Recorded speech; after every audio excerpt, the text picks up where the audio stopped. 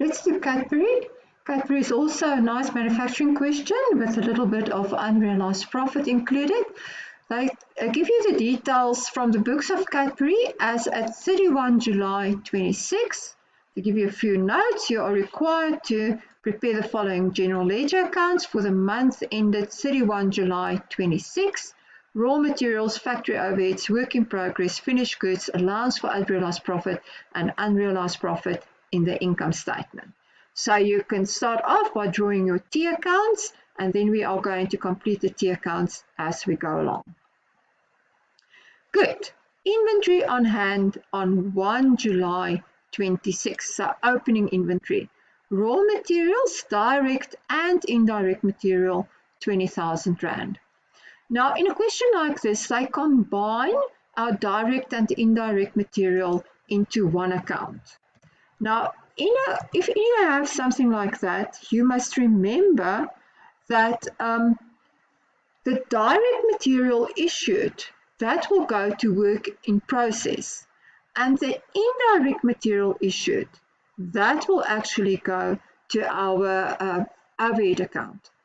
In our opening balance and closing balance will then be direct and indirect material reflected, and you have to make sure that you're going to post the correct entry to the correct account. So here we have a combined account. Opening balance of raw materials 20,000, raw materials opening balance 20,000.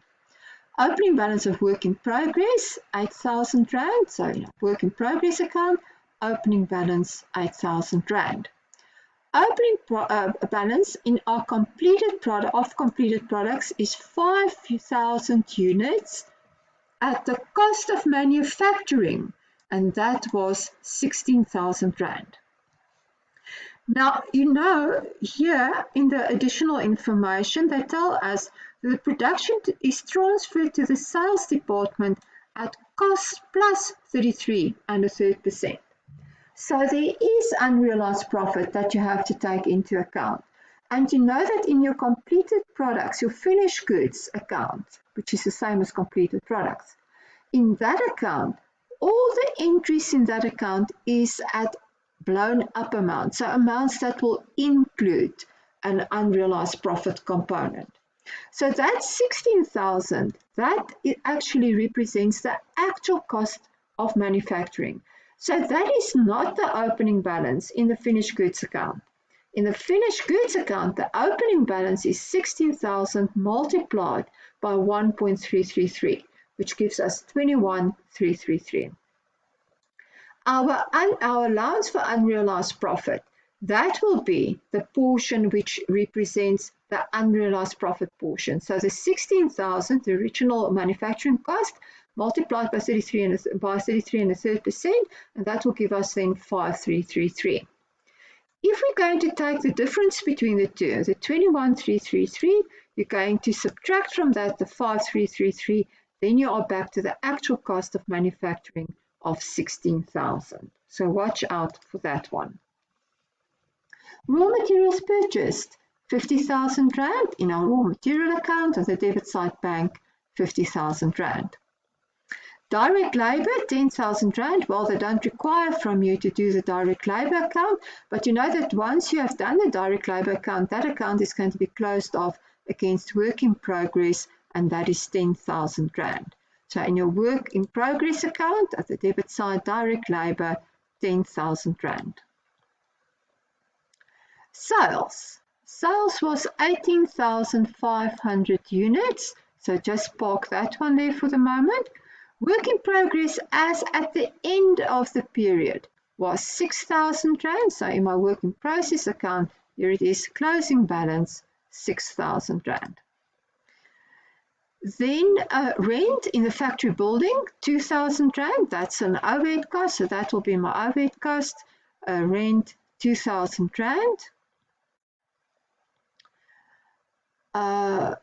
Did I skip a few of these things? I did. Depreciation on machinery, 1,200 Rand. That also is an overhead cost. Depreciation, 1,200 Rand. Indirect materials used or issued is 1,000 Rand. Now I only have a combined account for raw material and indirect material. So the issue of indirect materials will now take place in my combined account of R1,000. So go there, I've issued R1,000 and indirect materials, the counter leg of that is overhead costs. So I'm going to credit my raw material account with 1,000 and I'm going to debit my overhead costs with indirect material used or issued of R1,000. Good. Raw materials at the end of the day has a balance of 25,000 Rand, and indirect materials at the end of the period has a balance of 0. So what is the combined accounts closing balance? 25,000 Rand. So indirect in my raw material account, closing balance 25,000 Rand. Now, there's nothing else that's happening in my raw material account, so when I balance it off, then I can work out what was the total raw material issued. I've already accounted for indirect material issued. So what was the total direct material issued into the factory process? And that is our balancing figure of 44,000 Rand. So I credit my raw material account with 44,000 Rand, and I will debit my work in process with raw material 44,000 Rand. Right, rent factory building I've already done. Supervision factory, that's also an overhead cost, so that will go to our overheads accounts, 1,200 Rand. Heating, lights and power, 1,400 Rand, also an overhead cost. That is electricity, 1,400 Rand. Office salaries. Now, office salaries got absolutely nothing to do with the production process, so it's not been accounted for as part of our production cost. That is a normal operating expense in the income statement. Indirect labor, 1,600. That is also an overhead cost. Indirect labor, 1,600. And then factory insurance, 400. Also an overhead cost, 400 Rand. Now we have accounted for all our overhead costs. We can add it all up. It's 8,800 Rand. We're going to credit this account with 8,800 Rand, and we're going to debit our work in process account with 8,800 Rand. Now, I think we have now addressed all the items here. Completed products at the end of the day, 31 July 26, was 4,500 units, and then they make use of the FIFO method for accounting for inventory valuation. Right, now if we go back to our work in process account, we can balance it off, and we can see here as balancing figure the total amount or the total cost of goods manufactured for the period was 64,800. Remember what we said, work in progress, that is the actual manufacturing cost. So we're going to create the work in process account, and we're going to debit our finished goods account with the 64,800. However, this is only the actual cost. So the sales department is not going to see the 64,800. They are going to see an inflated amount after the 33.33% profit percentage has been added. To add the 33.33% profit percentage on the 64,800, which equals 21,600, we are going to debit our finished goods account, and we are going to credit our unrealized profit and loss account, 21,600. Right, now we have to determine cost of sales, we have to determine closing balance. Now for the closing balance, they just told us that the number of units on hand at the end of the day was 4,500 units, no Rand value. We have to determine the Rand value. Also, we don't know what is cost of sales. We have to determine the cost of sales figure. In the work in process account, we have determined that the actual cost was 64,800 Rand. We have also determined, what we have to determine though, is how many units was produced in the current month. Now, we had an opening finished goods inventory figure of 5,000 units.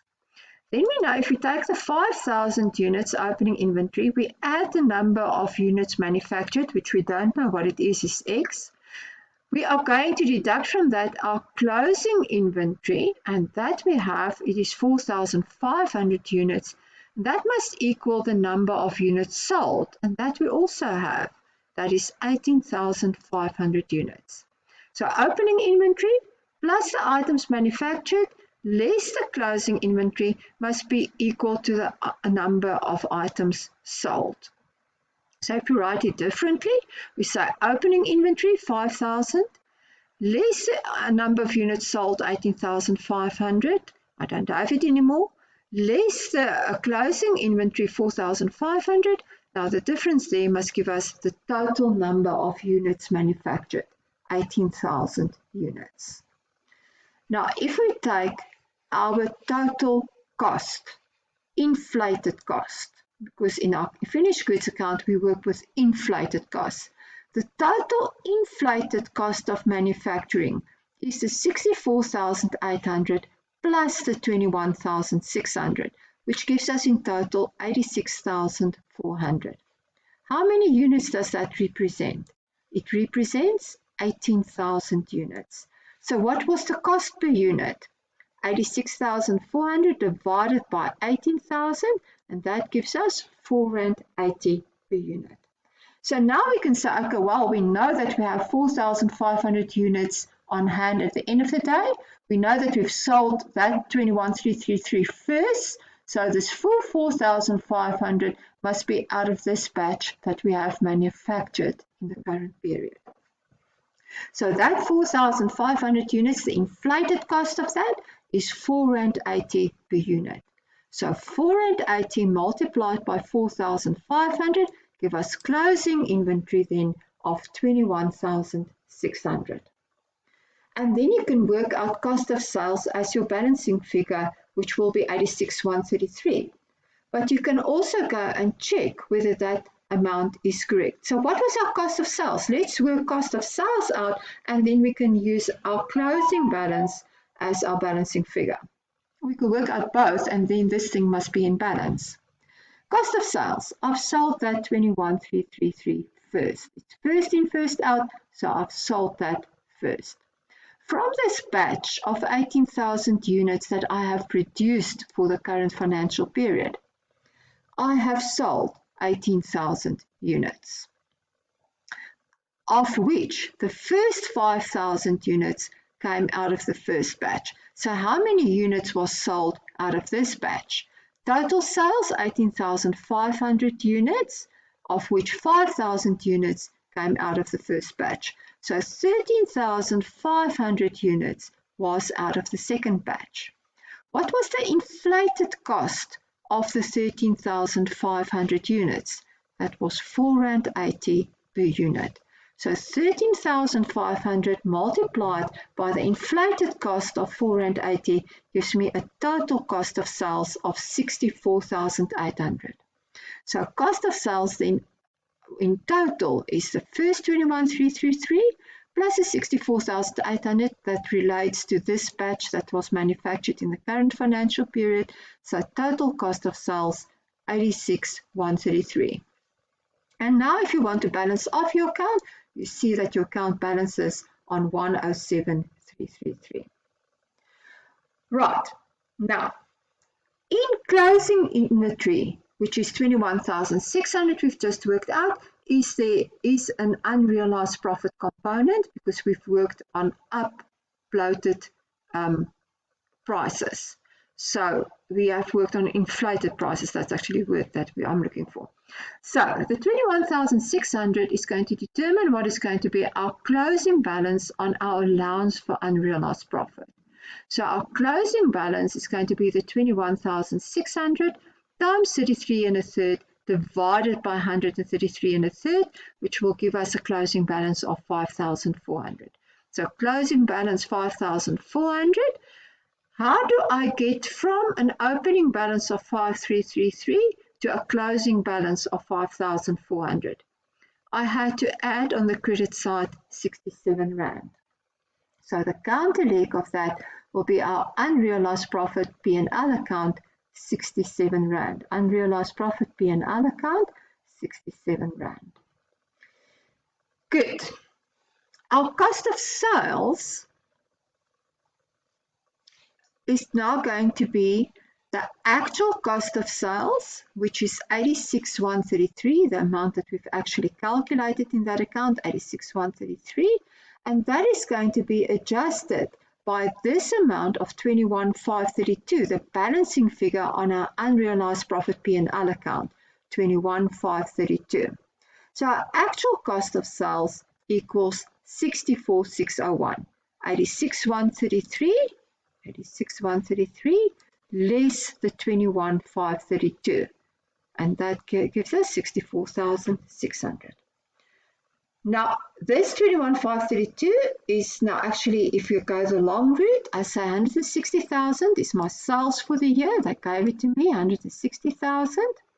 Cost of sales is going to be the cost of sales in my completed products account, 86,133, which I'm going to adjust with my unrealized profit P&L account balance of 21,532, which will give us an actual gross profit of 95,399. You know that you could have adjusted cost of sales straight away, 86,133 less 21,532, and that would have given you 160,000 less 64,601 rand. Let's check that. Let's forget about everything that you've learned about unrealized profit and loss, and we work with actual cost of sales figures. What was our actual cost of sales? Guys, what was the actual cost of sales of that batch, our opening inventory figure? They gave it to us. They've told us that that was 16,000 Rand. So that 16,000 Rand represents actual cost of the goods, that 5,000, the first 5,000 units that I've sold in the current period. So that was 16,000. I also know that my actual cost of manufacturing for this period was 64,800 without any fancy dancy accounting entries of unrealized profit. My actual cost was 64,800. So all I have to work back to was what was my actual cost of my closing inventory. Now I know that the actual cost of goods manufactured for the period was 64,800, and I know that I have manufactured 18,000 items. So if I take 64,800 and I divide it by 18,000 items, I get an actual cost of 3.60 Rand per item. How many items was left in closing inventory? 4,500. So my closing inventory figure, if I only worked with actual cost, would have been 4,500 multiplied by 3.60 Rand per unit, which gives us 16,200. So opening inventory plus actual cost manufactured less closing inventory at actual cost prices would have given us actual cost of sales of 64,600. After our fancy dancy accounting footwork, what was our actual cost of sales? 86,133 less 21,532, which gave us 64,601. So that 1 Rand is just a rounding difference. So actually we know that we actually got the correct amount. In both cases, my sales would have been 160,000. My actual cost of sales is 64,600. So my gross profit again would have come to 95,399 or 95,400.